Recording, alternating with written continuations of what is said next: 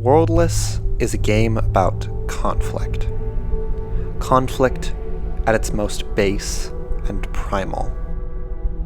In the beginning, the world came to be, and that world was composed of two sides, a duality, light and dark, hot and cold, life and death, love and hate, peace and war, good and evil, creation and destruction.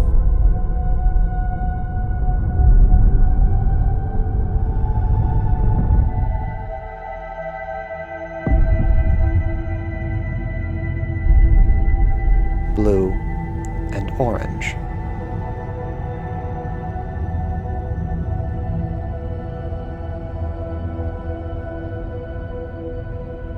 Orange wants to become blue. It imposes on it, fights against it, steals its place. Blue wishes to stay the same, and will fight back to maintain itself.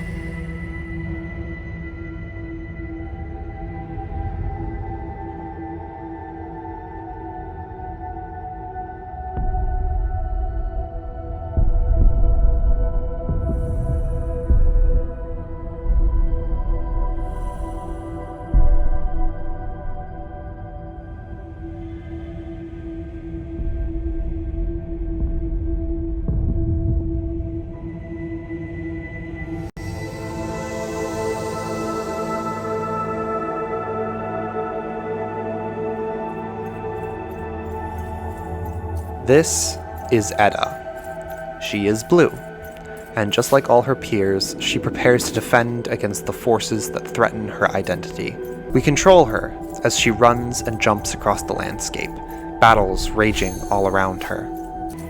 We see one of these conflicts in gruesome detail as a blue creature loses a fight against an orange one, and the two swap places. The newly anointed blue creature flies away, leaving the orange behind. A terrible fate that Edda must now protect herself from as she enters combat against her opponent. Combat is simple. On the offensive turn, the player has a set amount of time within which they may perform attacks to drain the enemy's endurance. On the defensive turn, the player must defend against enemy attacks that would bring Edda closer to being absorbed. Attacks come in two flavors, physical and magical. Edda has a 3-hit combo attack with her sword for physical damage, and a 2-hit combo attack with lightning magic. Conversely, she has 2 different guards for the 2 types of attacks, and the player must deploy the correct guard to defend against oncoming attacks. This fight is deliberately unfair. Edda can't break through her opponent's guard, while her opponent uses complex strings of attacks to effortlessly break through her own. But when he tries to absorb her, an odd reaction occurs.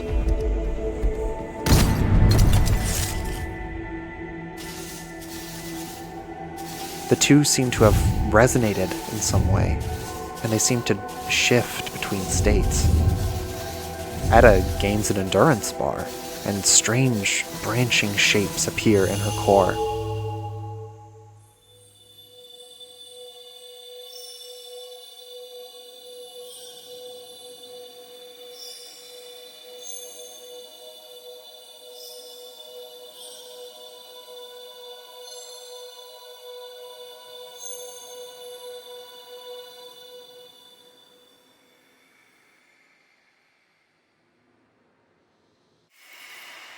Edda finds herself in a strange void, watched by something that fades away, as another being fades in.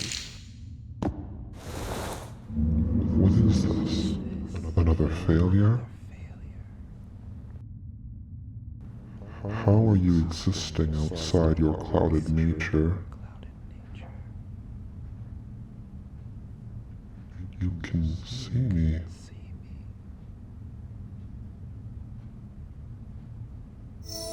You understand me.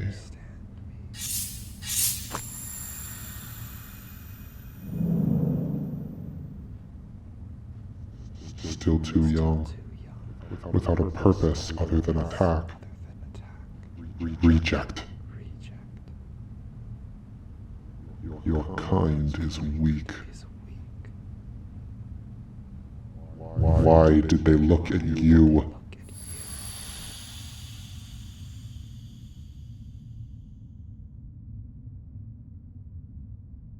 Okay, now is probably a good time to stop and digest. First off, hi, my name is Jasper, I guess, and this is Worldless, a game I found simply by browsing through Steam.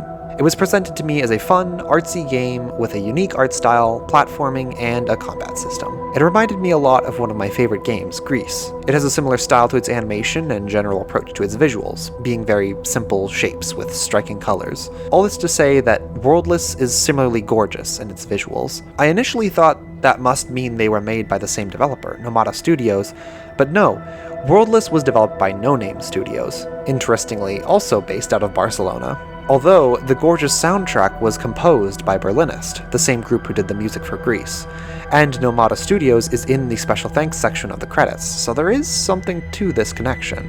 Unlike Grease, which prefers to tell a deeply personal story, Worldless is cosmic in scale. Like I said in the beginning, it tackles the primal concepts of duality and the conflict that arises naturally from it.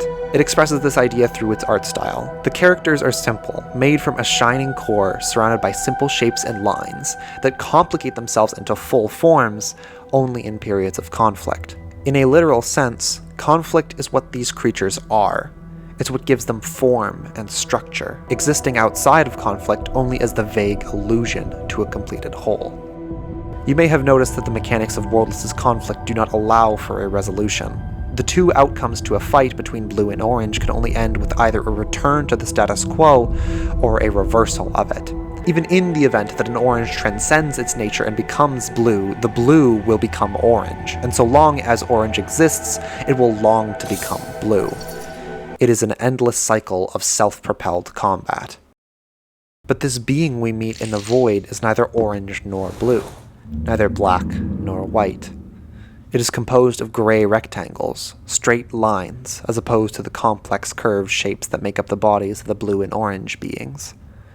It is surprised to see that Edda, as a blue being, is able to perceive and react to its presence, and at the same time talks down to her and her ilk. It berates them for being young and driven by conflict, implying that their way of being is foolish. It questions why a mysterious third party would bless the blue and orange beings with their attention, rather than, assumedly, its own kind. To this being's credit, we are young, and as such we have little to no idea what it is actually talking about. A mystery to be solved later, perhaps. For now, we should get accustomed to our new surroundings. This area acts as our hub world, a center point that branches off to the many areas of the game through these portals. Our objective lies at the end of this blue area, so we'll start here.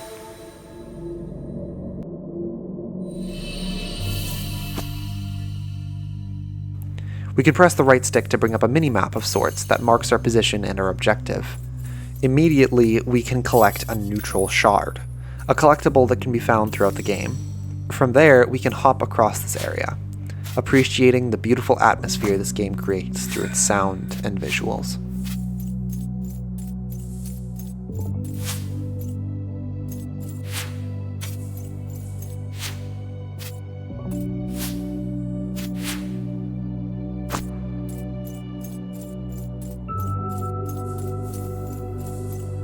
Our jaunt is interrupted by a new enemy, an orange butterfly who serves as an introduction to the battle system proper. Edda no longer has to worry about being absorbed, only running out of endurance.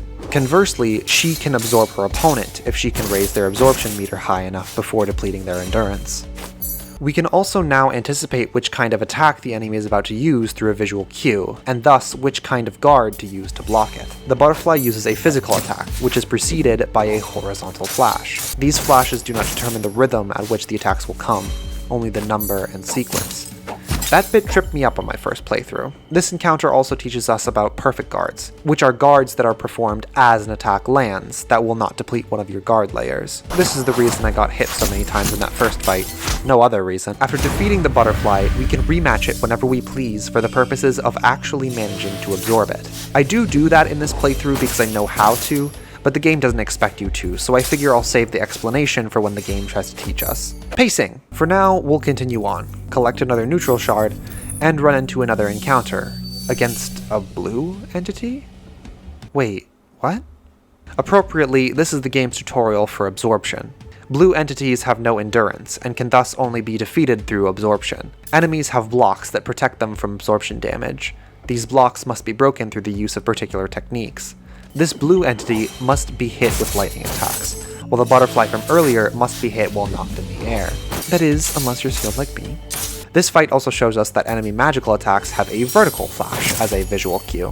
When the enemy's absorption meter crosses its threshold, you can attempt an absorption on your turn. Each absorption requires you input a sequence of 4 face button inputs in order to succeed. However, some of these inputs may be obscured, and you must fill the absorption meter more to reveal them. It is possible to brute force it, but every incorrect input stuns you for a second, giving your opponent more time to resist. Absorption at any level, even a single input, will also heal your endurance, so it may be beneficial to initiate an absorption at low levels, if only to restore a little health. But let's back up a moment. We just absorbed a blue entity, as a blue entity ourselves. That's not supposed to happen. Clearly, Edda's run-in with that orange being seriously changed something in her nature.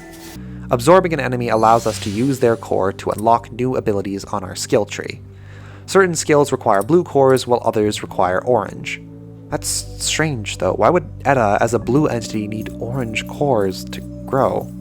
A question for later. We've discovered a neutral shard puzzle. Sometimes neutral shards are hidden behind little secrets that remind me of the Korok seeds from Zelda Breath of the Wild and Tears of the Kingdom. This one asks us to interact with these 2 plants, on either side in order to form a neutral shard. After that, we can finally catch up to that orange being. Edda attempts to challenge him, but he runs off as something off-screen shoots green lasers at us. The lasers break open a hole in the ground and Edda falls down into a cave. I love the way Edda slams her fist into the ground after landing. It's such a great little moment of characterization for her. I mean, she's literally just shapes, and yet it's clear that she's frustrated by this development. The human mind's propensity for empathy and storytelling is incredible. We can activate a platform by interacting with this node here, but it's too high to reach. Moving down instead, we can find a corpse? It looks like that being from the void. Interacting with it, Edda absorbs it and we gain a dash that we can use vertically and horizontally. With this, we can start to climb our way out of the pit. I'd like to take this moment to compliment the platforming in this game. It's relatively simple, for now, but feels so good. It's really tight. Along this path, there's also the corpse of an orange creature which we can absorb. I take the time to unlock a charge attack for Edda's sword and the ability to recover time when breaking an enemy's block. Also, earlier with the butterfly's core, I unlocked the ability to charge and perform a guard impact, where after guarding several attacks, Edda can actually parry a physical attack, prematurely ending an enemy's turn and giving her extra time for her own. After that, there's a special optional encounter against this 6-armed blue creature. These optional encounters act as small challenges more than traditional combat encounters. The gimmick for this one is to perform 6 consecutive perfect guards against an alternating pattern of physical and magical attacks. Otherwise, the encounter will simply end. Even all these hours later, it's still pretty hard to nail, especially since, as I mentioned before, the visual cues do not indicate particular attack timings.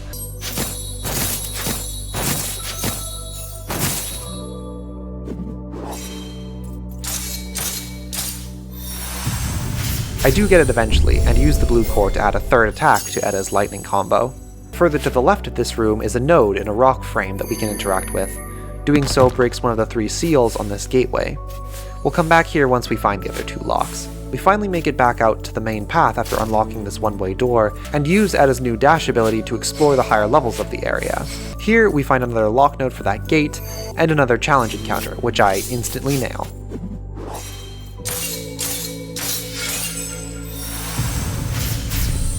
Alright, back up. What was that? Edda has a 3-hit combo with her sword, yes. But if you time the inputs just right, you can improve their damage and extend the combo to a 4th hit. This also allows the sword string to combo into other attacks, but we'll expand upon that later. We can now climb back up to the area we started from with the hub portal, and move to the left to see an interesting scene. It's another fight taking place in the background. The 2 beings are equally matched as the orange tries to absorb the blue, just like Edda and her counterpart. But for these creatures, the encounter ends with them fusing into a single new entity. A green entity. What could this mean? And why didn't Edda fuse with her counterpart when they were also equally matched? Again, more questions for later. For now, we fight our own instance of the little orange cube creature, where the game tells us about how mixing up our attacks will enable us to inflict more absorption damage. It's a combo-based action game, after all. It would make sense to encourage the use of multiple different attacks. Other than that, the cube creature isn't all that special, and I am able to absorb it. Past that, we find the last lock node, meaning we can access the area that was blocked off, and find a strange green triangle. Further along is another line person corpse, whose oddly shaped head acts as an upgrade for our endurance. With that, we can continue our pursuit of Edda's orange nemesis. Along the way, we find another orange corpse, rounding off this area's absorption. Every node on the map represents one absorption, so now it's time to move on. Further down this path, the world transitions into another void, and our old friend from the beginning of the game is here to greet us. I saw it. You were challenged by your own kind. Even they reject you now. You can absorb, yet you do not change. How is that possible?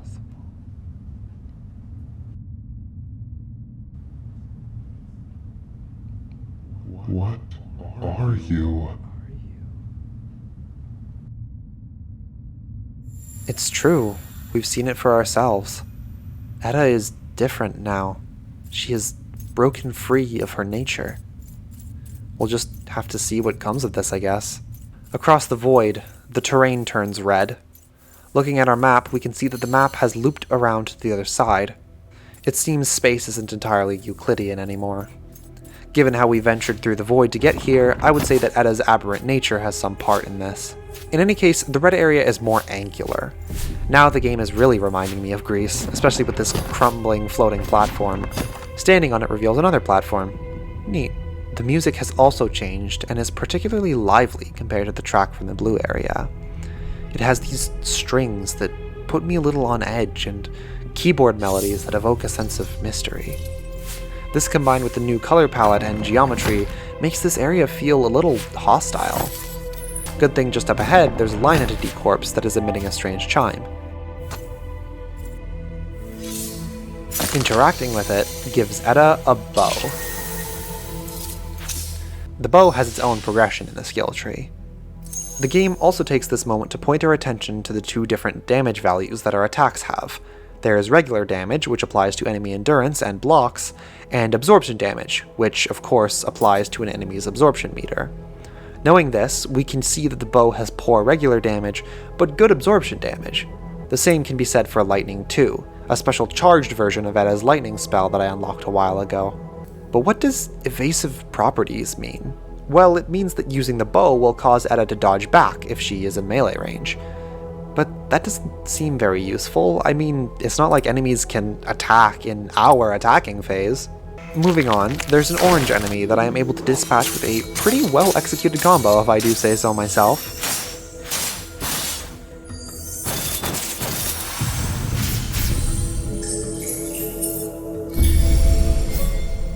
Further ahead, there's a neutral shard in the water. Unfortunately, Edda dissipates in the water, so we can't get it. Well, at least we can get this one with our ability to wall jump using Edda's dash.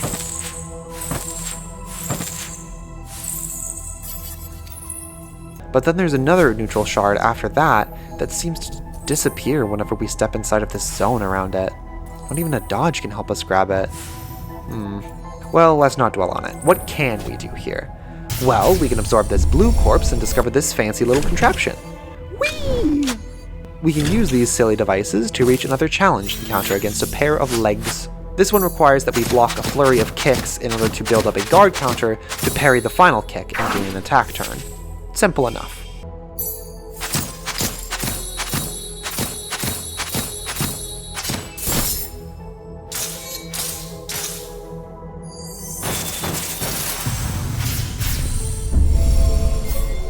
Oh yeah, by the way, check out what I can do.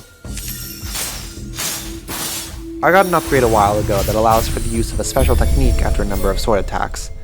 It's pretty cool, I just couldn't fit it into the script. This actually points to my major critique of this game. I'm sure you've noticed by now that it's pretty complicated, way more complicated than I expected it to be going in. It was a pleasant surprise, don't get me wrong, but this complexity isn't well supported by the balancing. Encounters don't last too long, and there aren't that many of them, so I found that on my first playthrough I was unlocking new abilities before I had gotten a good grasp on my old ones. And you'll see, it gets far more complicated later on. Obviously, I found the flow eventually, it just took me longer than maybe the game seems to expect me to. To that effect, I'll probably just wait until later to do a deep dive into the nitty-gritty of this game's combat. You can kinda get the gist for now, but I promise it will be worth the wait. Anyway, eventually we climb out into open air where— oh my god!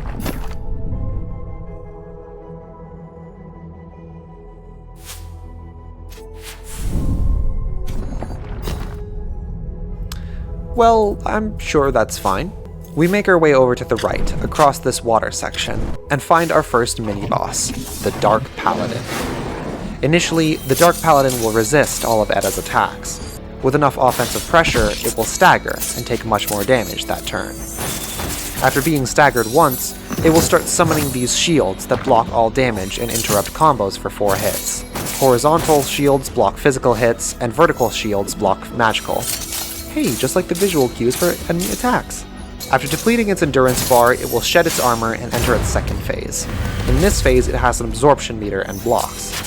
It has no special tricks in this phase, which means that eventually we can build up absorption damage and absorb it.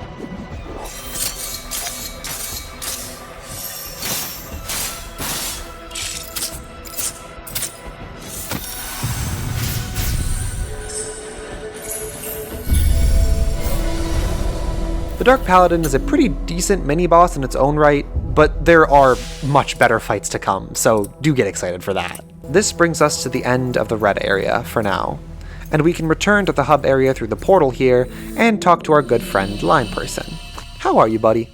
I don't remember when it all started. Those from above, they know all.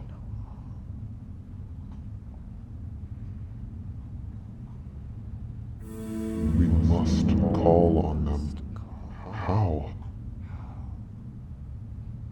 What do they want? Those from above, huh? Sounds like they're referring to some kind of deity. But that is a good question. How does a creation gain the attention of its creator? I suppose it depends on what they're waiting to see. With those questions hanging ominously in the air, we can move on to the Teal Area, where our objective marker now lies. The Teal Area is the most detailed of the areas, with its intricately designed platforms and crumbling ruins. The music returns to a more peaceful atmosphere, with a touch more energy than the Blue Area. There are still strings, but they are more reserved, and serve mostly to complement the main synth.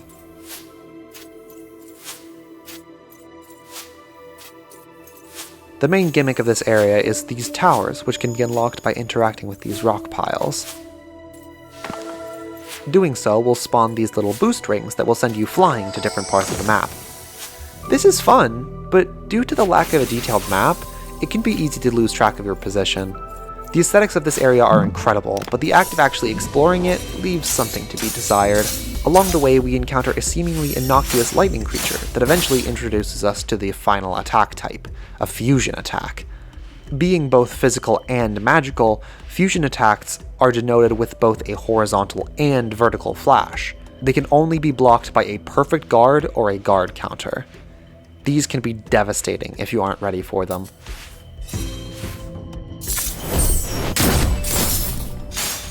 Luckily, I had a guard counter primed, so I was able to keep most of my endurance.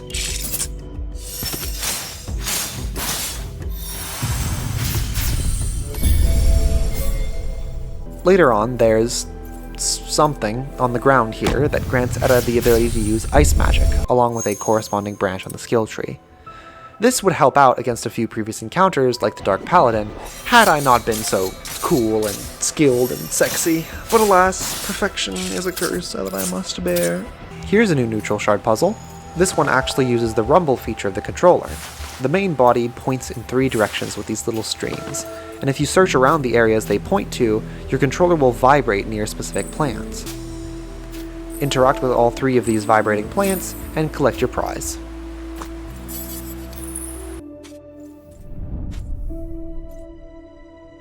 There's that giant flying green creature again.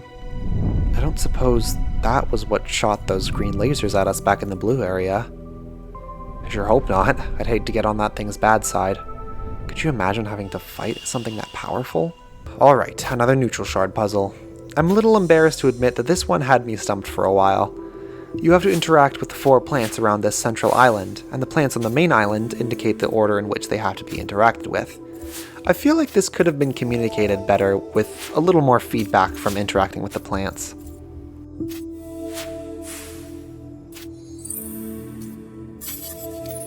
From here, Edda's objective is straight down. So we just dash through this waterfall and...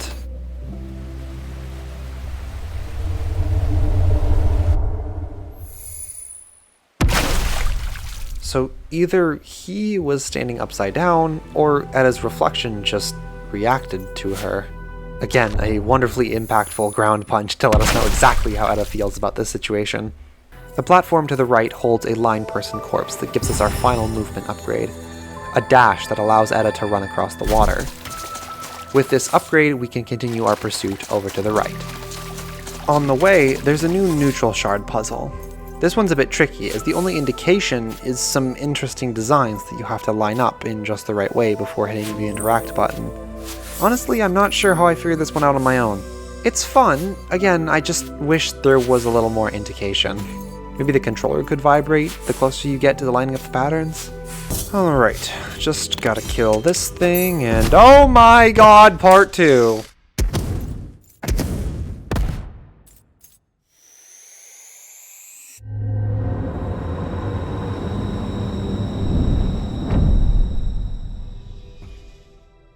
Well, that was uncomfortably close to a fight. That had to have been the thing we saw flying around in the background, right? It seemed like it was trying to communicate with Edda in the same way she communicates. The experience was overwhelming, so we didn't get to respond, but what was it trying to say, I wonder? Anyway, with that traumatic experience safely repressed, we can transition through the void and talk to our friend along the way. Still chasing? Is that your only purpose? What will you do if you achieve your aim?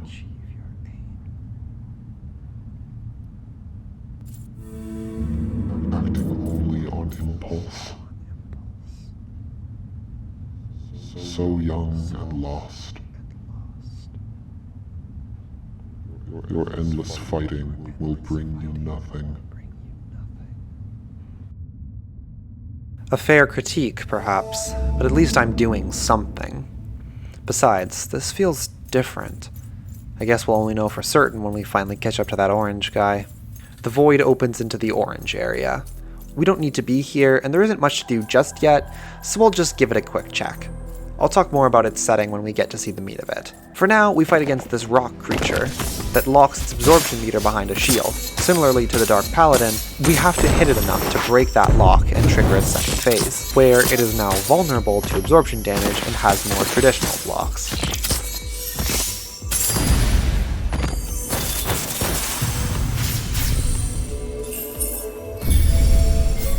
Afterwards, there's this neutral shard puzzle that organically teaches the player that Edda's dash can be used to run up walls, which is really cool. Then we come to the gate that is currently blocking us off from the rest of the area. Those 2 keys are only accessible from alternate entrances to this area from the areas on either side of it. The third one is down this path though, so let's introduce ourselves to the gimmick of this area. A timed key and door challenge. Pretty swell. They get a lot more complicated later on, but again, only once we come back to this area and explore it properly. After unlocking at least one of the locks on that gate, we are free to head right and leave the area. In the void, we of course meet our lion friend again. Before your existence, no conflict arose, but we were punished.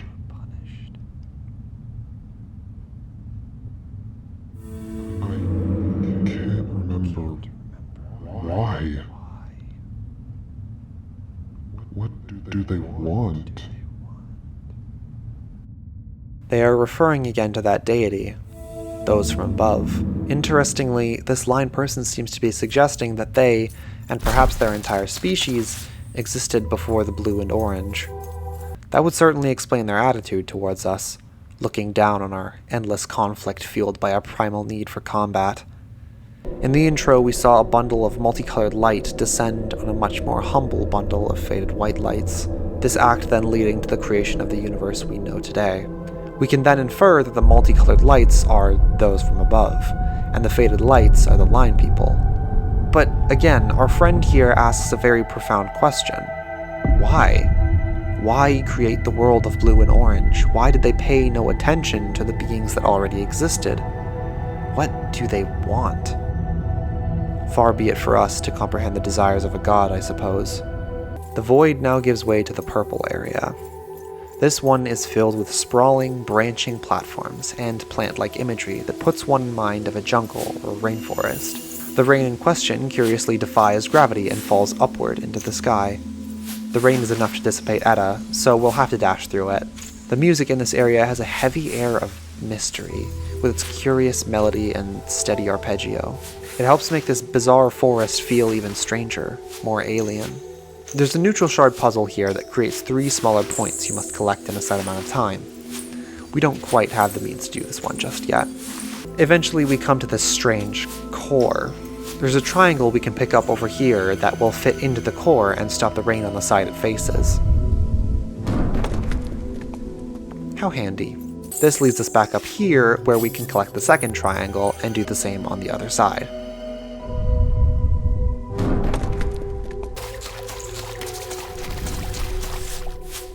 There's that giant green creature again, flying away. I wonder what it was doing. Continuing down this path, we can finally confront the one we've been chasing. All that's left is to fulfill our destiny.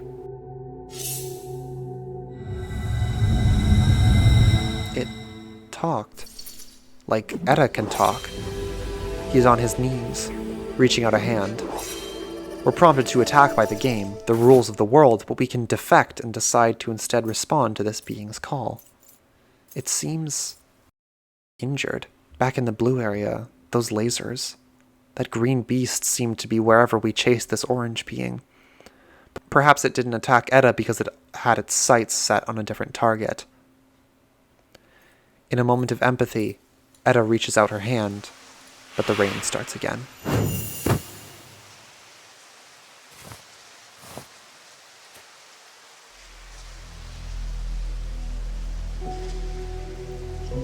This is Aven. Just like Edda, he was created with a single purpose. In attempting to fulfill that purpose, he created a strange bond with the one he was meant to absorb. She was his equal, but unlike the other times this reaction has occurred, the two did not fuse. They became linked. And as Aven was chased across the strange new world by that great beast, he knew that his blue counterpart wasn't far behind. Now it's up to him to find her. Aven plays similarly to Edda. He has a counterpart to all of Edda's moves. Where Edda attacks with her sword, Aven unleashes a furious string of punches and kicks. Where Edda casts lightning and ice magic, Aven wields fire and wind. Where Edda has her bow, Aven has a string of beads he uses as a whip.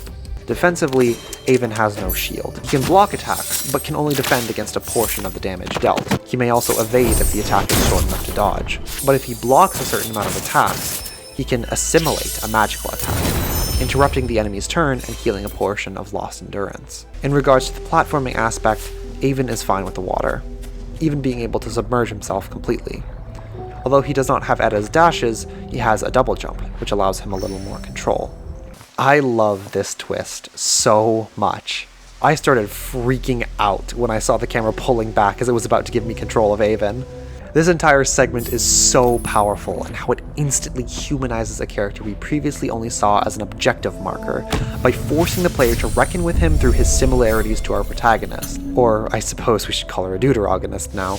In any case, the connection is made as explicit as possible when we take control of Aven and see that he has all the gameplay qualities that qualify him as a stand-in for Edda while she is indisposed. He too has a wide moveset. He too has platforming mechanics. He too absorbs the cores of both blue and orange creatures to unlock new skills in his own respective skill tree. Did I mention that this change in playable character also changes the music? Because it does! The track switches to an alternate version to complement this change in perspective, the main synth being swapped for a more traditional keyboard that, with this melody, evokes a feeling of nostalgia.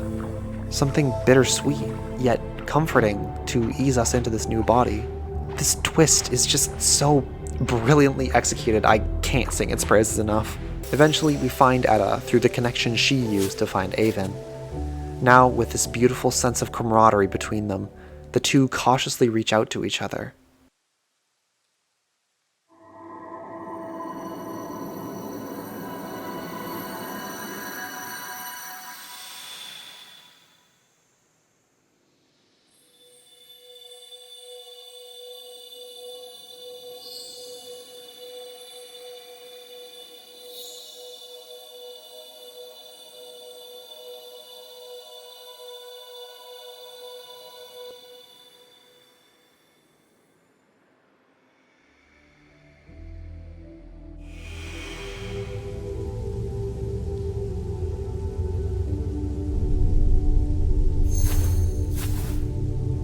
A fusion.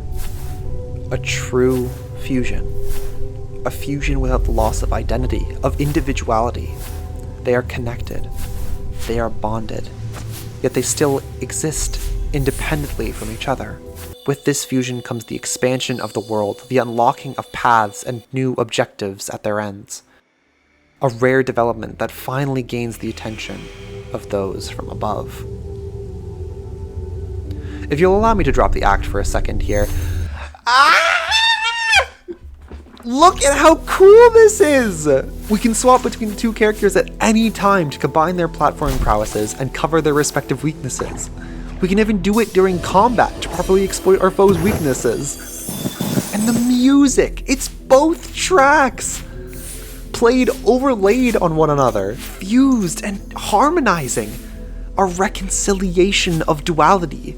Not one that blends the two halves together into a single uniform color, unrecognizable from its component pieces, but in a dance, a duet, a partnership between opposing forces. It's pure metatextual beauty. If you're a nerd, this concept may remind you of the alchemical rebus, a divine unification of the opposing sexes into a single, perfect, hermaphroditic being. A rebus is the end result of the alchemical magnum opus, the pinnacle of the craft. But even in this transcendental form, the being is depicted as having two distinct heads, one male and one female. A unification without sacrificing division. And it is in this state that we find perfection, not through the smoothing over of difference. That is not true unity. Transcendent wholeness is to be found in the understanding of these divergences, in the acceptance of their differences and the recognition of their connections. Truth is not to be found as the middle point of a spectrum between dualities. Truth is the duality. It is the spectrum. Truth is the whole.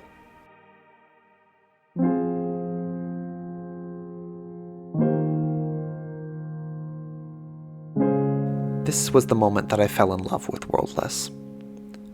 Despite not having fully grasped a combat system that suddenly doubled in complexity, I was compelled to understand it, to immerse myself in it. Worldless is a game about duality. It's about the conflict that naturally arises as a result of duality and the unification undergone to quell that conflict. It seeks to meditate on questions that I myself had wondered about. Through its storytelling, it details a journey to defy nature, to break free of the primal need for conflict, the struggle of two people, lost and confused in a world that pits them against each other, to find resolution.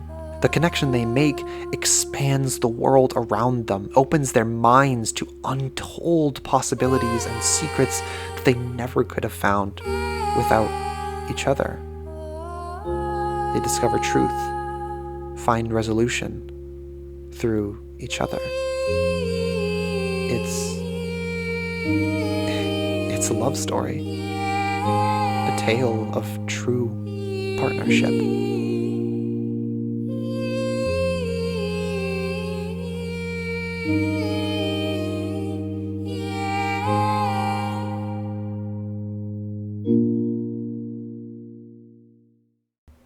Alright, everybody good? Now might be a good time to take a break. To grab a snack or a drink or something. Just take some time to mentally reset. All done? Okay, back to it. Using our newfound fusion platforming techniques, we can go back and collect that neutral shard we couldn't get before. Then we can use Aven's immunity to water to access this challenge encounter. It kinda goes without saying, but we can't swap to Edda underwater, meaning we have to complete this challenge by using Aven's evade ability to dodge all these projectiles.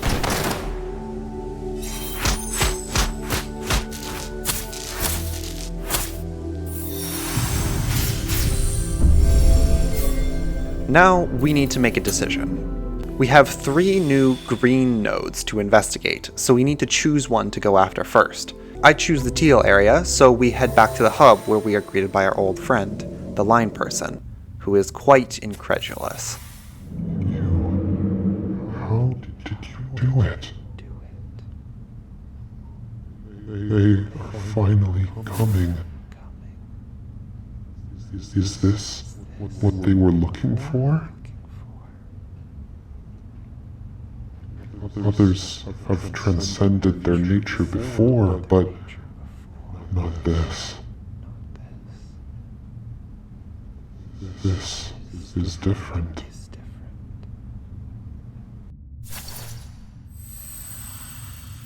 The others they referred to are the beings who fused into green entities, the ones we now seek to challenge. It seems we now finally have an answer as to what those from above want, but we still don't really know why. Is there even a reason? What does this kind of fusion even mean to a god? We cross the portal back into the Teal Area. Now armed with the ability to go underwater, I immediately change my mind and decide to take the path into the red area. Sorry for the anticlimax, but there's one last movement upgrade I want before we explore the Teal Area. Coming into the red area from this angle gives us access to an endurance upgrade and a fight against an ice elemental looking enemy. The ice elemental is a great opportunity for Aven to show off his moves.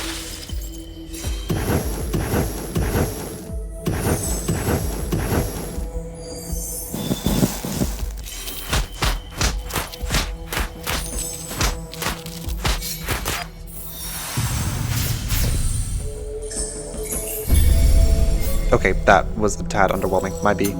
But we'll have plenty more opportunities to see him in action given that the new section of the red area we've unlocked is mostly underwater. Here we find this wretched beast. All it does on its first turn is crawl eerily towards us. Not a problem, we'll just do some damage to the block on its absorption meter. But then all it does on its next turn is grow a third arm. Creepy. But it's not like it actually used it. Oh my god, it's the thing I cleverly foreshadowed like 25 minutes ago. Good thing I remembered to use the evasive properties of Aven's whip.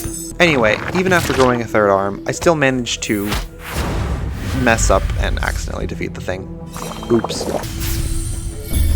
There we go. Hey, wanna see a friggin' sick Aven combo?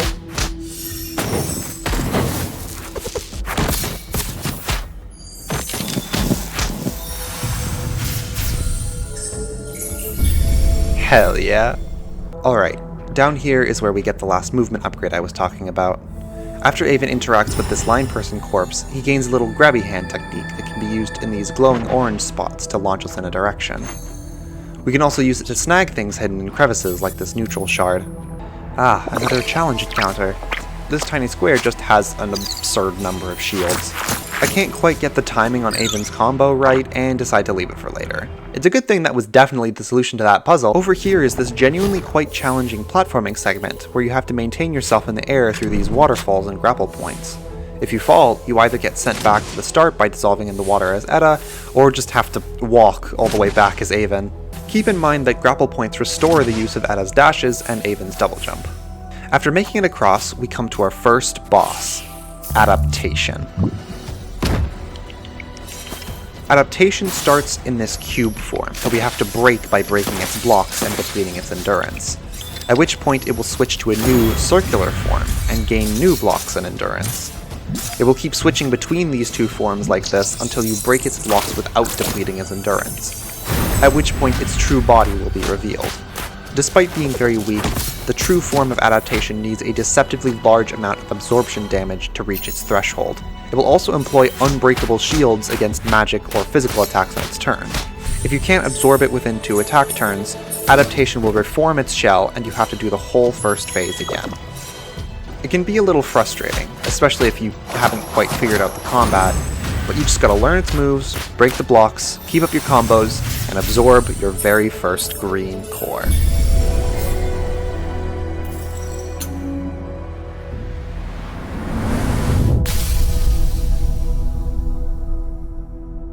That's probably fine, right? Anyway, this green core allows us to access upgrades on this special fusion branch of the skill tree that's shared between Edda and Aven. With this core, I elect to unlock Instant Switch, which allows you to switch between the two characters mid-combo. This can be very useful for quickly adapting to changes in an enemy's blocks, or when an enemy has 2 blocks that can't be broken by the same character. After all that, I decide to return to that challenge encounter. This time, I eventually realize my mistake. Even with the added hit by a perfectly timed combo, Aven's basic attack string still isn't enough to break all these shields in time. These shields are broken through regular damage. Getting the timing right on an attack improves its fusion damage. Something like this charged attack has better regular damage, and so is able to break through multiple shield layers at once, allowing me to complete the challenge. By sprinting left across this water section that would lead to the Dark Paladin and the shortcut to the orange area to the right, we can find our second green triangle.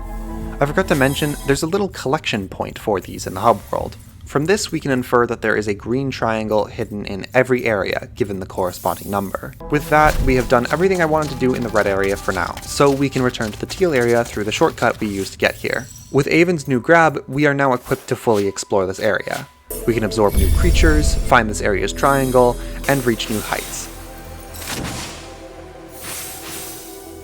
including a really cool new challenge encounter.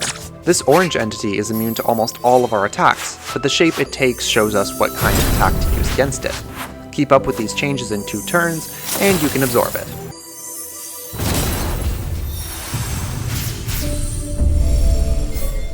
After climbing all the way to the top of this area, we can find our next boss, Duality.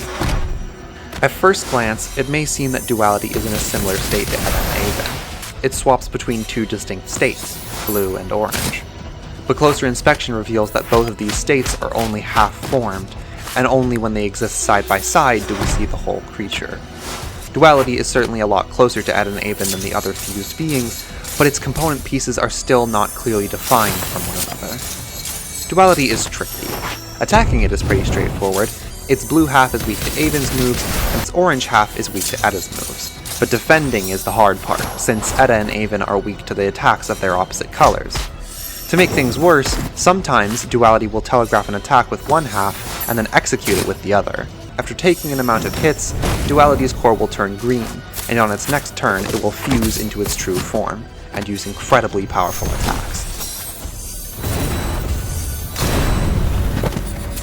It's very interesting to me how this boss shows us a fused being that could be compared to the kind of fusion Edda and Aven have undergone, but we've seen with Adaptation already that fused beings are still able to access the forms of their component pieces. The way Duality's core changes color might indicate a deeper degree of separation, but we see through the reveal of its true form that it's actually still just accessing power. Duality, despite being able to flip between 2 states, is still only a single being.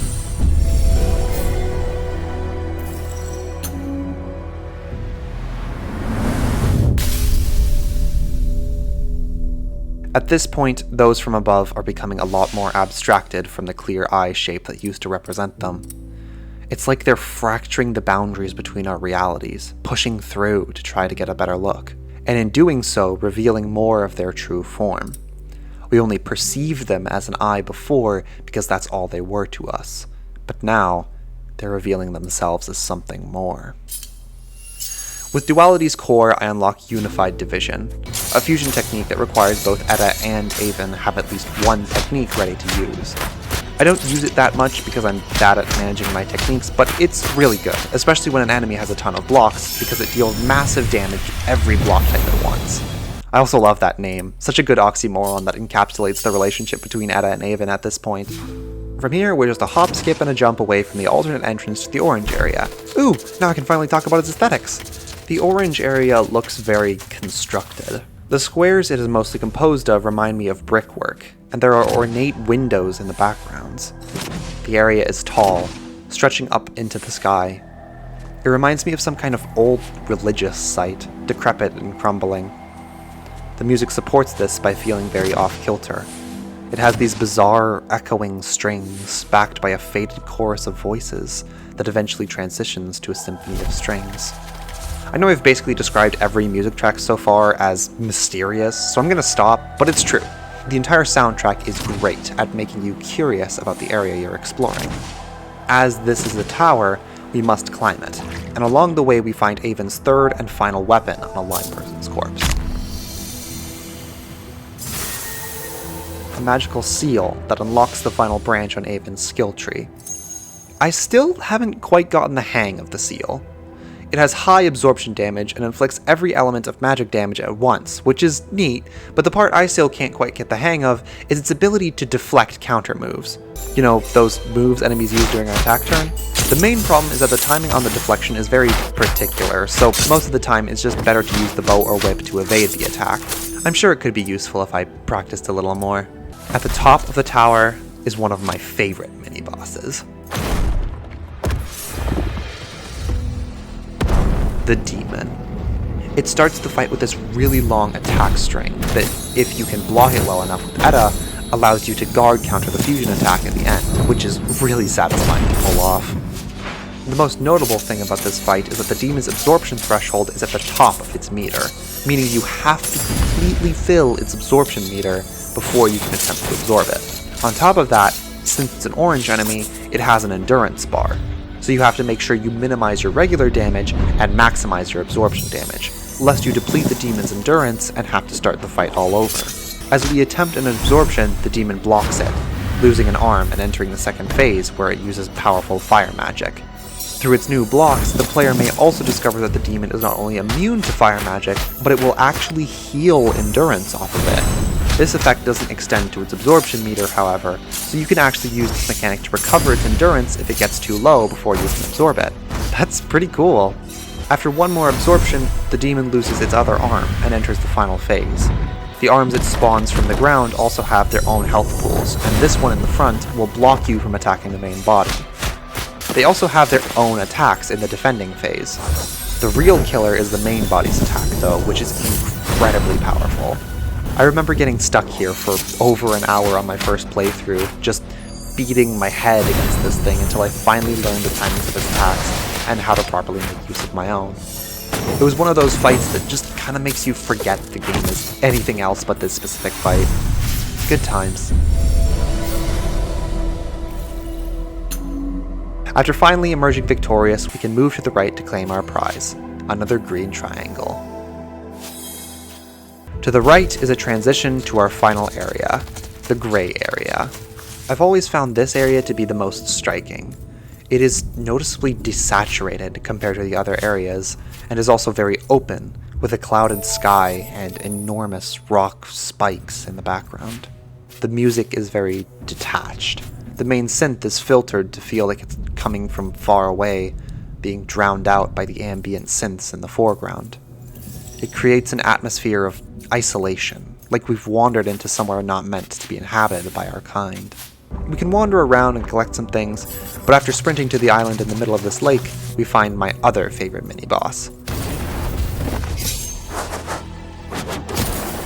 The Angel.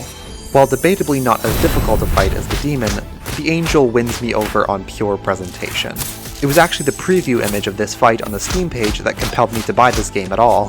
What can I say, I'm a sucker for big wings. Like the demon, the angel also has its absorption threshold at the top of its meter.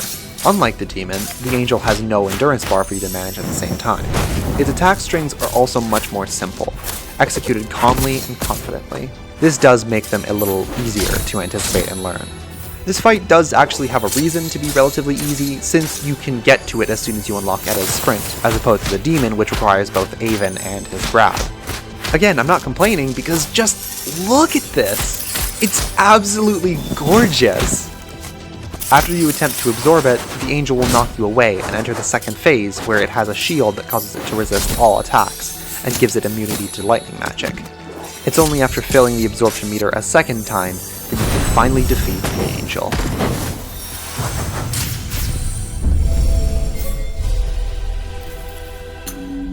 Our prize for defeating that mini-boss, apart from access to the rest of the area, is Edda's final weapon, and the counterpart to Aven's seal. The axe. With that, we have collected every piece of our moveset, and our skill trees are complete. Similar to Aven's seal, Edda's axe can also be used to defend against counterattacks, and also similar to Aven's seal, I hardly ever use it for the same reasons. Again, it's cool, and I do want to learn to incorporate it more into my playstyle, I just need a little more practice. Up and to the right from the axe is a dark area that pulls the camera way in to really limit our view.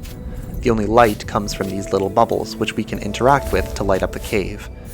This mechanic seems like it would be kind of annoying, and it can be, but it's mostly well executed. There are some fun moments where you'll move across an area only to light it up, and realize the way forward was just outside your area of vision. At the end of this maze is this area's green triangle. Outside of that is another challenge encounter, which serves as an introduction to one of Aven's skills that I never got to introduce. Aven can block, yes, but if you release the block button just after an attack lands, you can perform a deflect to inflict proportional absorption damage on the enemy. With this technique, we can fill this enemy's absorption meter and absorb it on our turn, even as it becomes immune to our attacks. There's another dark section down at the bottom of the area, and after exploring it a bit, I get turned around. Thinking I found everything, I leave, but don't worry, I'll come back later. For now, I decide to go fight this area's fusion enemy, Yin-Yang. In its first phase, Yin-Yang switches between elements. You must employ each element's weakness in order to deplete Yin-Yang's endurance and trigger its second phase, where it grows into a large snake-like form. The first attack of this phase is brutal, as Yin-Yang fires off a beam of each element before ending the string in a powerful fusion attack. In its subsequent attacking phases, it will regain one of the elements it spent and gain an immunity to that element. After it regains all 4 elements, it will use that attack it began the phase with again. Fortunately, I don't have to deal with that this playthrough, since I'm able to fill Yin-Yang's absorption meter before it can regain its second element. With that, we have fulfilled all 3 of our objectives and proven ourselves as the superior fusion. The sky breaks one last time, and those from above descend into our world.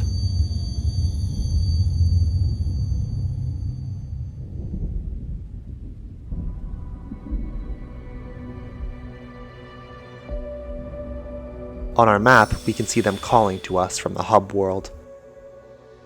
From here, we can go confront them and end the game, but there are some important things I want to take care of first. First off, I return to the dark area and find the encounter I missed. I struggle a little more than I'd like to admit, but eventually I find our next mini-boss, the unicorn. It's so pretty, but so deadly. This one still gives me a little trouble, and I'm not entirely sure why. I just have a bit of trouble with its timings and have never quite gotten the hang of them. There aren't really any gimmicks to this fight, just break the blocks, block or dodge the attacks, and absorb the pretty pony. With that, I'm pretty much done in this area. We'll come back here one more time later, but for now we return to the Void to see that our line person friend didn't survive those from above descending into their domain. Their corpse now acts as a gateway to the final section of the game. This raises some questions about the line people as a whole. We've seen their corpses scattered throughout the world. This one is the only one we've seen alive, and never outside of the Void. When those from above first created the world, they did so over top of the domain of the line people, and by the looks of it, the process was quite violent. Perhaps the mere presence of those from above is more than the line people can handle. Our friend's corpse is posed like they're trying to shield themselves. Perhaps they only survived the creation of the world by hiding in this void, a portion of the realm that was left untouched by those from above. Come to think of it, there's a lot we don't really know about the line people. Who were they? Why do Edda and Aven gain power from their corpses, their heads, their shards? Why was our line person so jealous of us? Why do they crave the attention of those from above? In every area, there is a particular stone with strange markings on it. They indicate a pattern that must be performed by switching and calling with Edda and Aven. Doing so will transport us somewhere.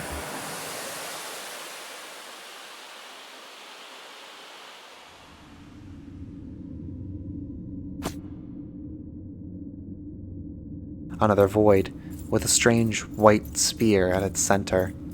There's some kind of monument here.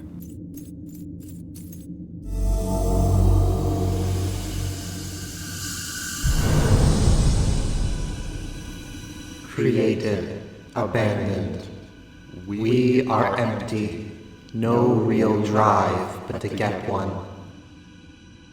It's a monument from the line people. A sort of manifesto. We can use them to piece together a clearer picture of the line people's history. From this one, at least, we can understand that whatever created the line people abandoned them, leaving them in their void, alone and purposeless. A portal to the right of this area takes us back to the hub world. Returning to the area, we can see on our map that connecting with the line people through their monument has revealed the locations of their remaining neutral shards in this area. A perfect reason to take the time to do everything there is left to do here. All the new stuff is above, and we can reach it now thanks to Aven's grab. The most notable thing up here being a challenge encounter with that one fusion we saw in the background early in the game. This reminds me that I forgot to unlock the assist ability with Yin-Yang's core. The challenge is to break all of this fusion's blocks before the timer runs out. Good thing by now I've loaded up on upgrades that grant bonus time upon breaking an enemy's blocks. That allows me to complete this challenge on my first try.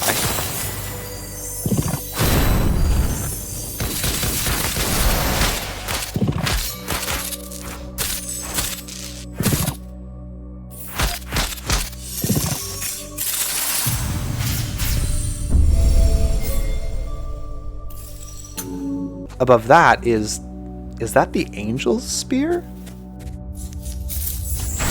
Not anymore. Now it is our next mini-boss, the Lightning Nightmare. This one is a proper challenge. All of its attacks are fusion attacks, and it takes a lot of absorption damage to get it to its threshold. If that wasn't enough, eventually it will enter its second phase, where it becomes immune to all magic, not just lightning, follows up attacks with a cheeky little lightning bolt, and starts setting traps. There's one that blocks you from approaching the Lightning Nightmare and forces you to dispel it with magic, one that prevents you from following it into the air during your combos, and one that will attack you during your attacking phase. Lightning Nightmare indeed. I managed to get it on my first attempt, but man, this one gave me some serious trouble for a while.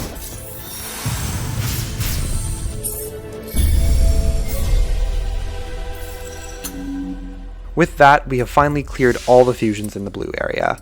Now all we need to do is collect the 2 remaining neutral shards, and now we have officially 100%ed the blue area.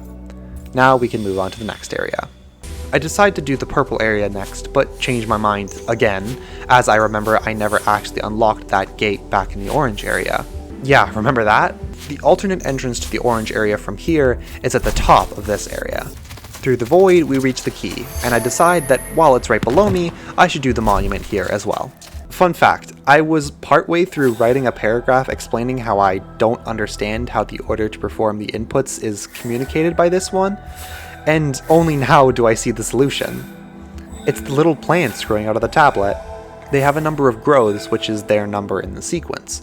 Line those up with the corresponding input on the tablet, and you get top, bottom, top left, top right, bottom left, bottom right, left, and then right. This whole time, I'd just been brute forcing it by listening to the chimes. Anyway, here's the monument this time.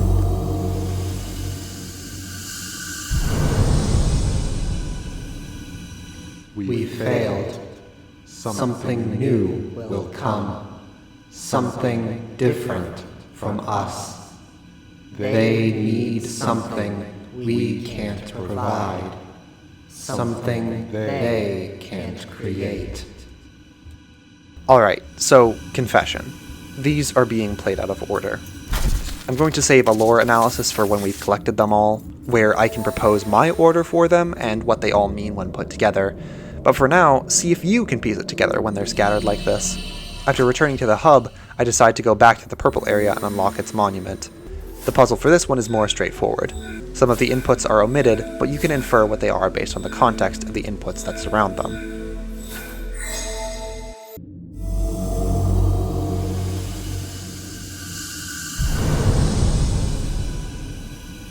A new presence. Those from above are watching. We need them. Give us answers. Then I go to the Teal Area next. The inputs for this one will be obscured when we move into position, so I take the time to memorize them before standing in front of the stone.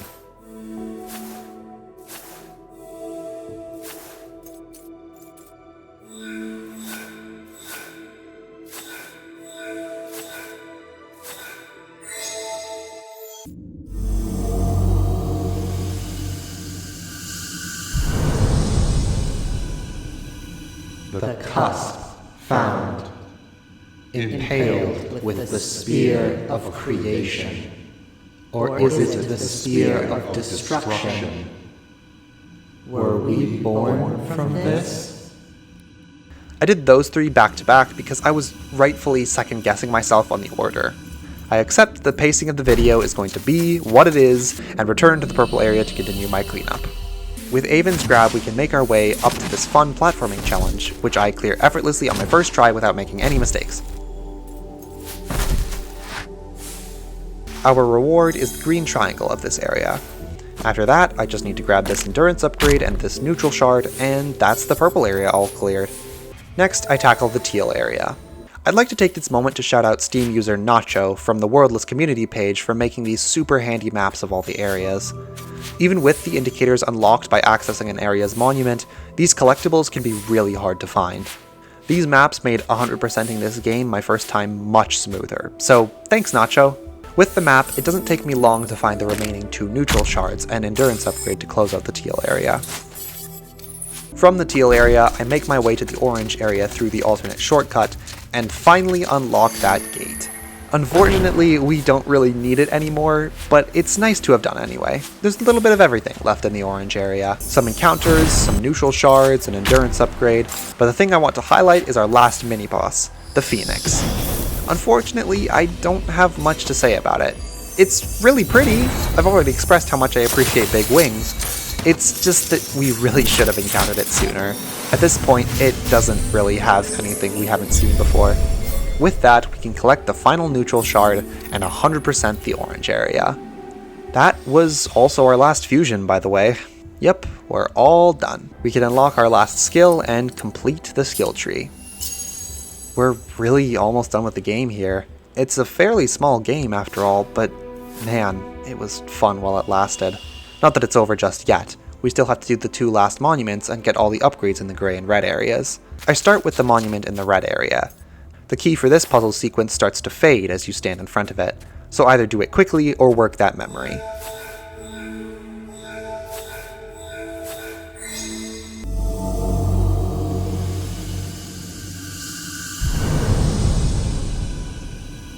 Pursuing a purpose, looking for our origin. We want to understand. We want to be full. Remnants from our past still remain, fading away, but still a threat. Get all the things, including that 1 neutral shard that stumped me all that time ago, and we are done with the red area. The final monument is the one in the grey area. The puzzle for it is simple enough. We just have to follow the pattern counterclockwise.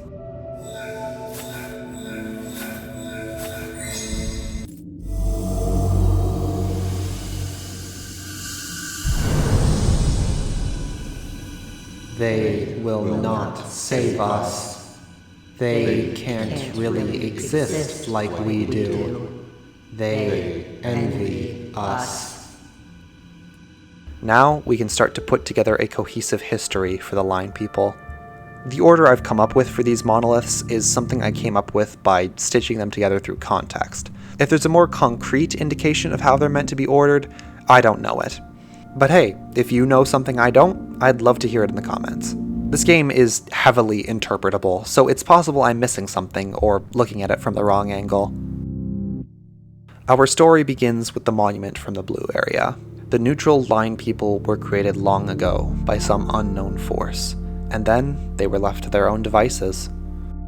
They are ambiguous and imprecise by nature, simple collections of lines that have no drive, no inherent purpose. Next is the monument from the Purple Area. The Line People, lost and confused, are visited by those from above, a god, one which sees all, knows all. They can give the Line People purpose, show them the truth. This is their chance to become something. They just need to show those from above that they are worth something. The monument from the Red Area details their pursuit of higher truth. They reject their past, stamp it out, perhaps in a show of faith to those from above. Their past was one of shameful ignorance, of apathy. Now they are motivated anew by those from above. They will save them. They will make them whole. The Teal Area's monument shows the fruits of their search. A divine spear, one with the power to create, or perhaps destroy. This must be it. This spear must hold the answer. Their attempts are in vain. As we see in the orange monument, those from above plan to create a new world over top of the old one, the world of duality that we know today. They do this because whatever they are looking for cannot be found through the Line People, nor created by their hand.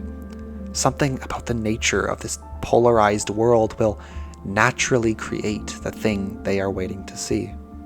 In the final monument from the Gray Area, what we know today is reinforced. The creation of this new world was cataclysmic for the Line People.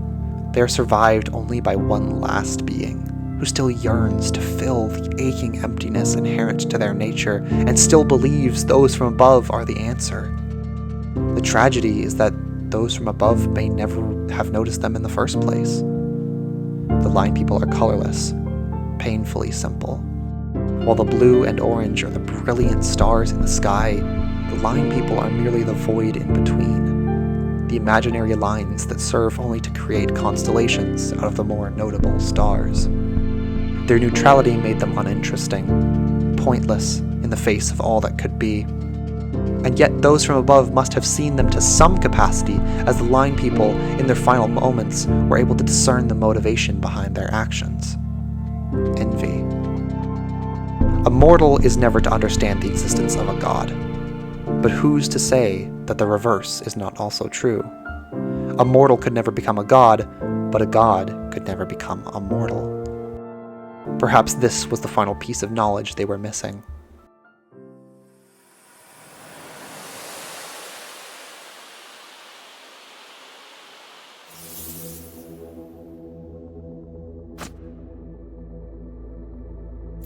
After unlocking every monument, we can finally inspect the spear that confounded the Line People.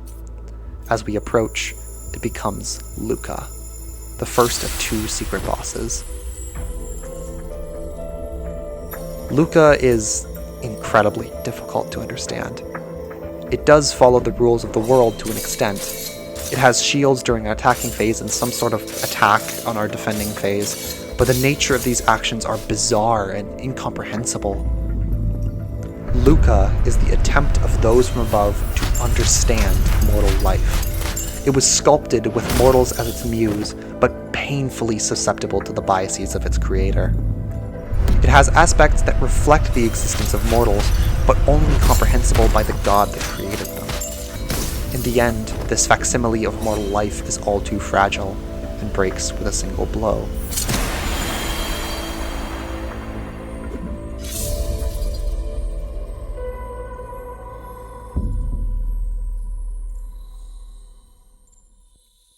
Worldless is a game about God. It's about how it feels to be a creation, to feel lost and hopeless at the whims of a creator that doesn't care.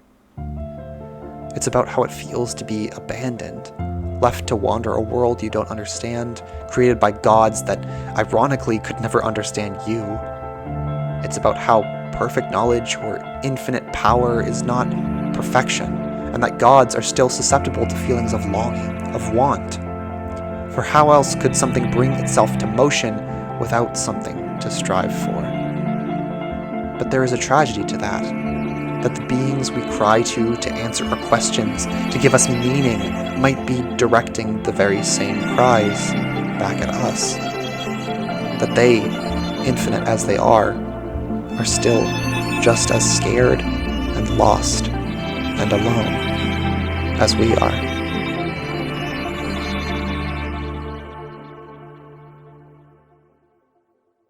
Second intermission. How we doing? You been alright? I hope so. If you've been good, I hope you're appreciating that. And if you haven't been great, I hope you find comfort eventually. I know you will. As it turns out, I already naturally found all the collectibles in the gray area, so the only thing left to do now is collect the last green triangle. There's still one area we haven't visited yet, although it hardly counts. This extra door in the hub world takes us to a small area where we can rematch against every enemy we've absorbed up to this point. It's a perfect addition to a game this small, yet complex. The last green triangle is just to the left of the portal. With that, the collection point becomes a new portal. One that takes us to this.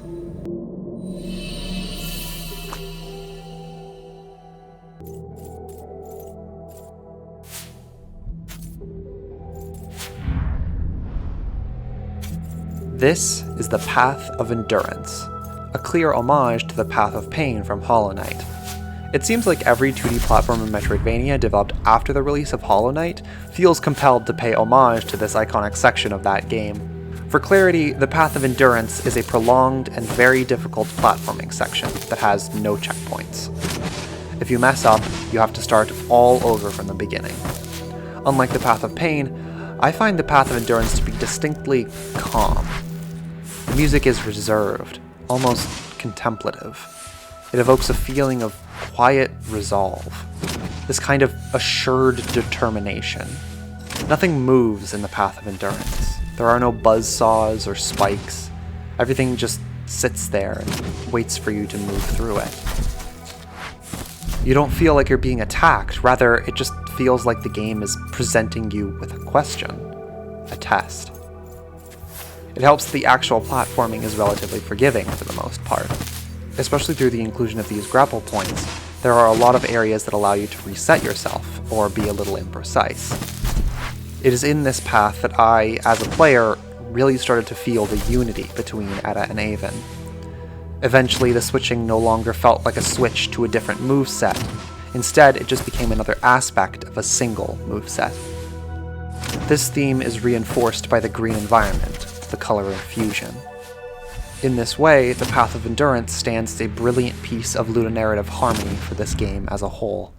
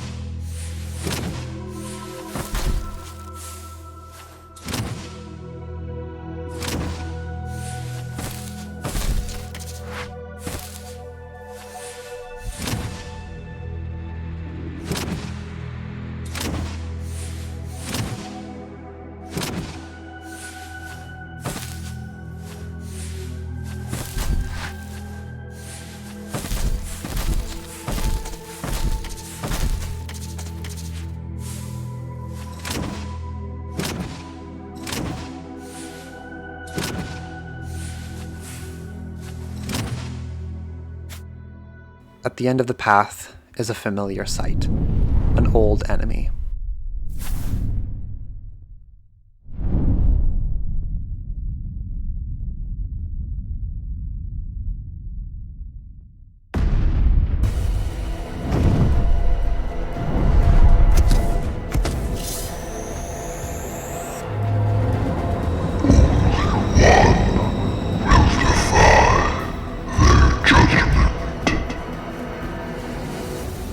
This is Summum, the second and final secret boss, and by far the hardest fight in the game. Summum is a Latin word meaning highest. It is the etymological root of the English word summit. Summum is the pinnacle of fusion, the strongest being in this world, second only to the power of a true god like those from above. The name might also be a double entendre with how we reach them by climbing up the path of endurance. By doing so, proving to Summum that we are a worthy opponent.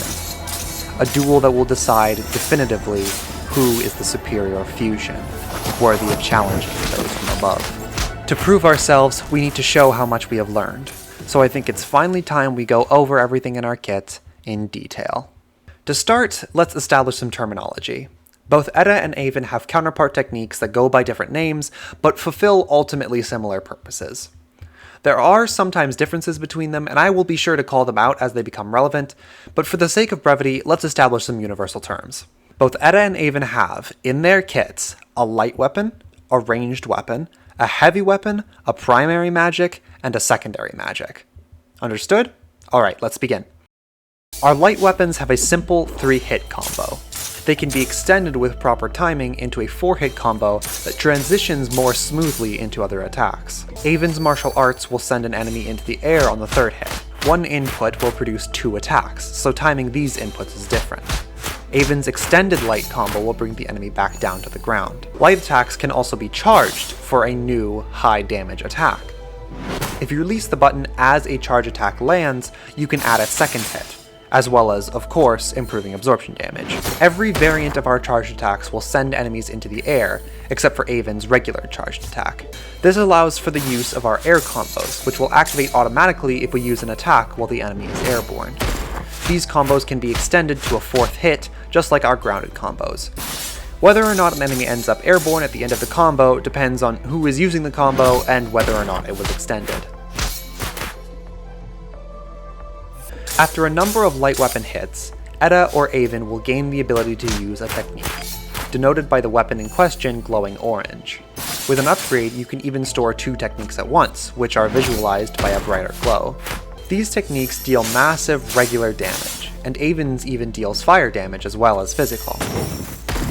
There are also aerial versions of these techniques that are statistically identical. These can just be used while airborne. Every version of the light weapon techniques will send the enemy into the air. Lastly, for the light weapons, there are 2 upgrades that allow you to teleport into melee range, one for grounded and another for airborne enemies, that can improve the speed and flow of your combos. Our ranged weapons excel at dealing absorption damage, and also have 3-hit combos. With a properly timed input at the end of a string, they can be transitioned into a light weapon string. They also return the character to the rear position if they are in melee range. Ranged weapons can also be charged for increased regular damage at the cost of their increased absorption damage. With the timed release, they can also be extended with a 2nd hit. Every variant of a charged range attack will leave the enemy airborne. Ranged weapons also have their own unique techniques, which are one of the best sources of absorption damage in our moveset. Aven's ranged technique deals every kind of magic damage instead of physical. Heavy weapons are where the 2 characters really start to diverge. Edda's axe has a 2-hit combo and heavy physical regular damage, while Aven's seal has the more traditional 3-hit combo and deals heavy magical absorption damage. These both can be followed up with a properly timed light attack that deals solid absorption damage. Aven's moves into the rear position. Their charge attacks are wildly different. While Aven's seal has the more traditional charge attack mechanics, Edda's axe's charge attack will swap a technique charge for a guard impact charge, and vice versa. With proper timing, the original charge can even be kept, allowing Edda to fully restock all her charges off of just one. The heavy weapon techniques are added effects rather than attacks. Edda's axe technique gives her this lightning armor that adds a lightning bolt follow-up to all of her physical attacks. It also gives her resistance to all magical damage, and the ability to absorb lightning damage to recover endurance. Aven's seal technique deals every kind of magic damage, and increases the enemy's susceptibility to absorption damage. Our primary magic has the standard 3-hit combo. They can be charged to become level 2, a single attack that deals heavy absorption damage. Or they can be charged even further to become level 3, a large blast that deals heavy regular damage and sends the enemy into the air. Our secondary magics are a bit different. They both only have 2 hits in their combos. Edda's Ice has a delay, and Aven's Wind hits multiple times. The level 2 versions work as passive effects that slowly inflict absorption damage on the enemy as long as they stay within their area of effect. Ice remains on the ground below the enemy, while Wind acts as an aura that surrounds Aven. The level 3 versions work pretty much exactly the same as the primary magics, aside from Wind's multiple hits. Now, defensively, the 2 characters play very differently, so we'll go through Edda and Aven separately. As we know, Edda has her 2 guards, one for physical attacks and one for magic. These guards have layers that enemies break through when they attack them. One layer will regenerate between turns. If you run out of layers, the guard will break. To prevent this, you can time your guard input as an attack lands to perform a perfect guard, keeping your guard intact.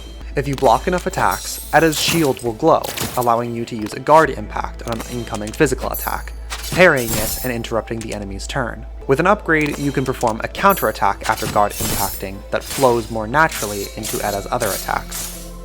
Aven, on the other hand, has Defend, which can block both physical and magical attacks, but only for a portion of their damage. With an upgrade, you can release the Defend button after the attack lands to deflect the damage sustained back at the opponent as absorption damage.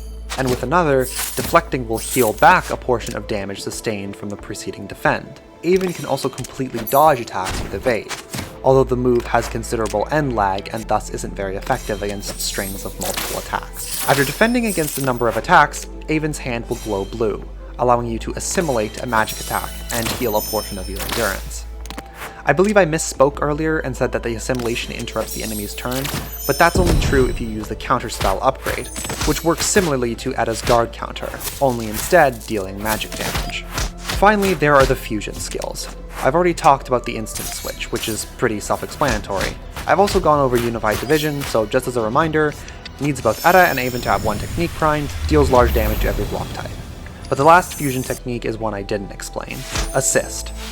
Assist can be used once per turn to briefly call in the unused character for an attack that adapts to the enemy's blocks. It can be used at any time and won't even interrupt your combos. The only reason I don't use this one much is because I keep forgetting. That is, until I can no longer ignore its usefulness. It is only by making proper use of all the skills at our disposal that we will stand a chance against the pinnacle of our kind. Summum has 4 blocks that begin obscured until you discover what they are. These blocks will shuffle and re-obscure themselves at the beginning of your next turn, so do your best to break them as quickly as possible. It helps to use attacks like Aven's Seal to do generic magic damage because they can reveal all of Summum's magical blocks in one attack.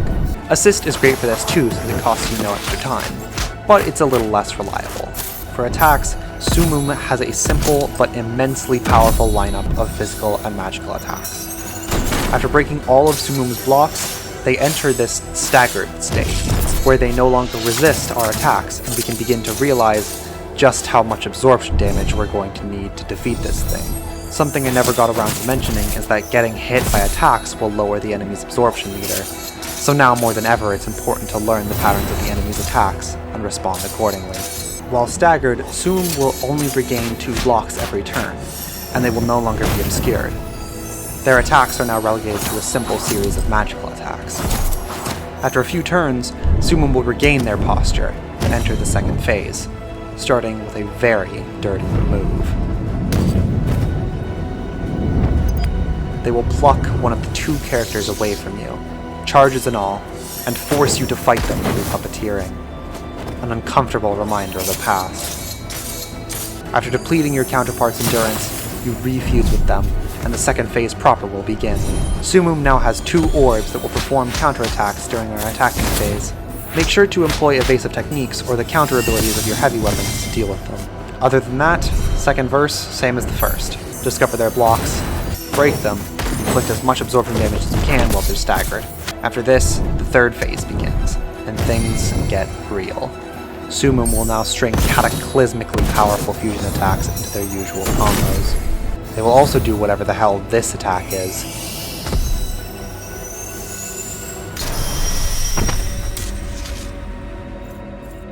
You can't perfect guard it.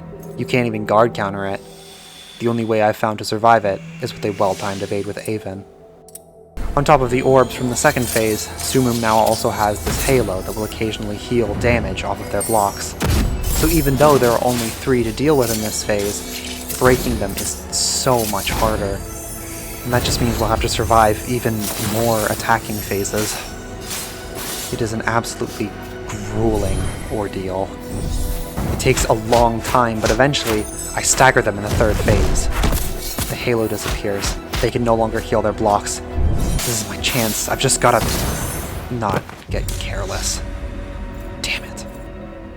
Again, I don't have enough endurance to defend against this attack. Again, I mistimed the guard against this attack. Again, I mistime an evade. Again! Finally. This is it. I have them staggered. Just gotta keep going. They recover and begin charging something big. We can't let them get that attack ready. Just gotta keep going. The orbs come back. Just gotta keep...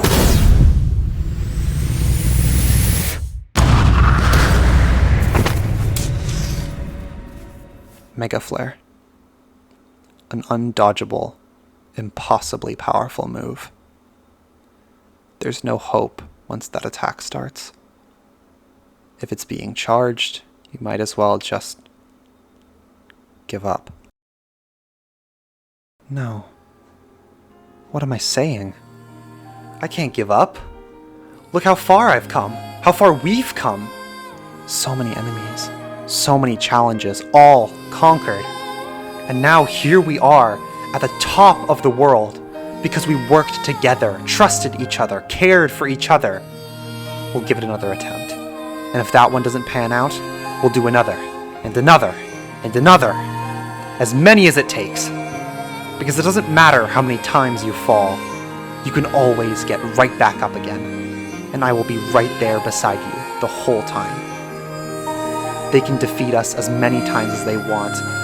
We only need to defeat them once. So we'll keep fighting, keep getting back up, and soon, we'll win.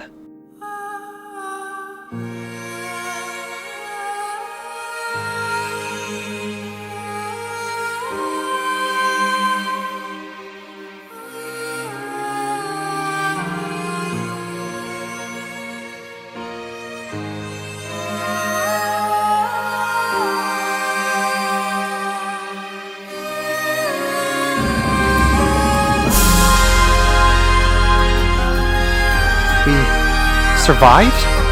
How? No, don't question it. Just keep fighting!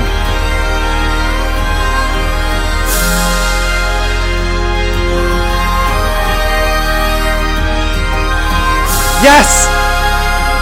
We're so close!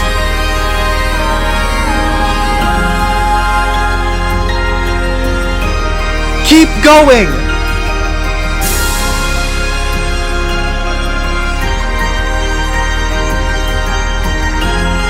We're almost there!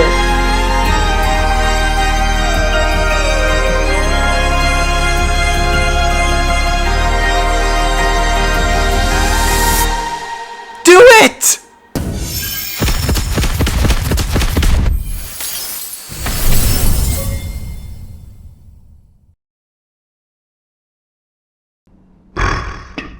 This nameless existence.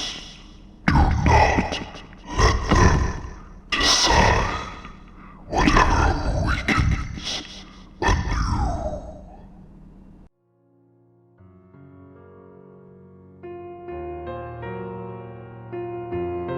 Glance of tomorrow. Our final skill. And the proof of our unwavering will. A promise for a brighter future. Worldless is a game about transcendence. Through the power of our own will, we transcend our nature. We find hope in the hopeless, make possible the impossible. Through the combined might of two beings perfectly in sync with one another, we defeated every opponent we came across. And yes, we stumbled and fell many times along the way. We doubted ourselves, but we never gave up. We transcended our nature, we transcended our preconceptions, we transcended our doubt, we transcended the strongest this world has to offer, the very pinnacle of creation. Now all that's left is the God that created us. They think that because they created us, they can decide what we are, who we are, what we can and can't do. No. We've already proven them wrong. We are no longer bound by our nature. We are free now. We have the will to carve out the future we want, to take the unknowable tomorrow and shape it for ourselves. That is the power of our will.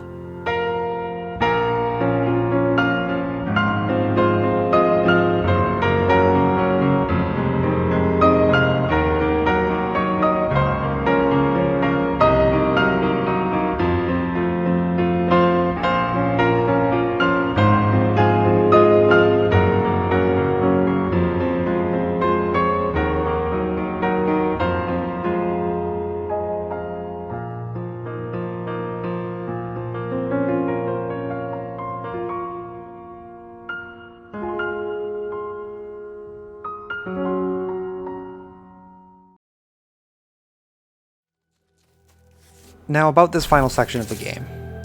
This is the part of the game I have the loosest grasp on. A lot of concrete story details, things that are very important for describing the events taking place, are not obvious. Again, I invite you to draw your own conclusions. If you think I misinterpreted something, or just have your own observations to add, the comments section is open to you. I'd love to hear from you.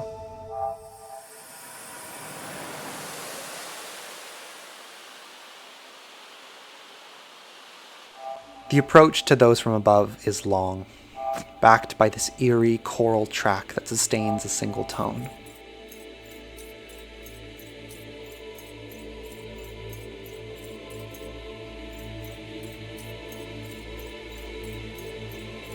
We pass a vast collection of spears. A flurry of futile attempts to interact with this world from a being who could never fully understand it.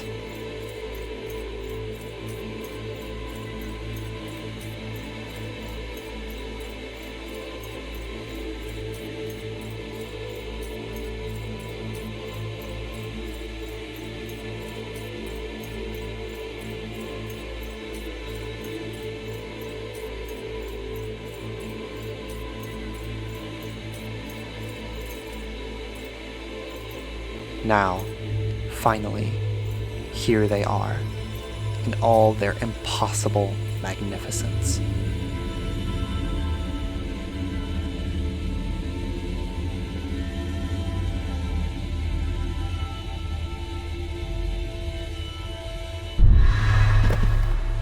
They make an attempt to communicate, but their words are as indecipherable as their form. Our attempts to attack them create no reaction whatsoever. They actually have UI elements that seem like they would indicate a block in an absorption meter, but these are also incomprehensible. The only legible part being the symbol for infinity. Despite everything, there is only one thing we know for certain about Those From Above. Only one thing we can even begin to comprehend. They are infinite. They are eternal. They try again and again to communicate, but even if we stop to reciprocate, this conversation is pointless. There is nothing being communicated. We can't understand them, and they can't understand us. In the end, we are just another disappointment. And Those From Above begin to create a spear. We struggle and fight, desperately lashing out in an attempt to let them know how powerful we are, how much worth we have, all in vain.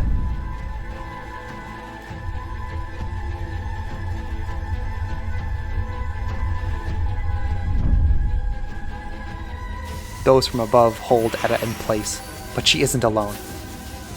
Aven attempts to defend against the attack, but there was never any hope. Those From Above take hold of Edda once again and begin to strip away her enlightenment. They take away everything we've worked so hard for all this time. Our attacks seem to be having an effect now, but not enough to make a difference against infinity. They take Edda's weapons. She struggles. Aven cries out. They take her magic. She struggles. Aven cries out. They take everything but her ability to cry, to plead. She does. Aven begins to fade. They take the last of her. Aven lets out one final call. Edda knows what she has to do. The last thing she can't do.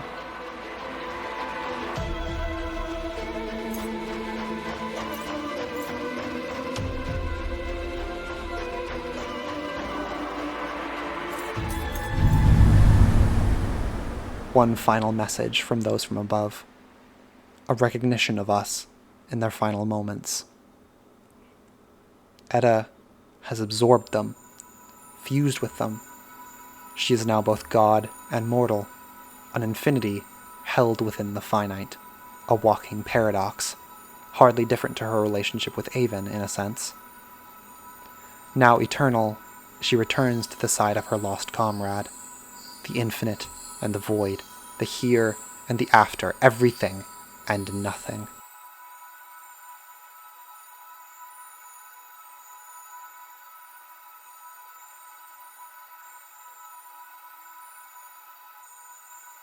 With the last of our agency, we do what we know best.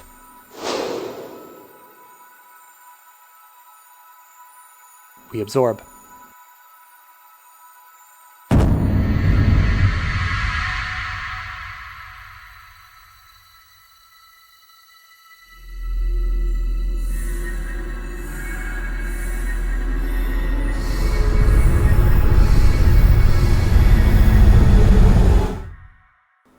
A final reconciliation.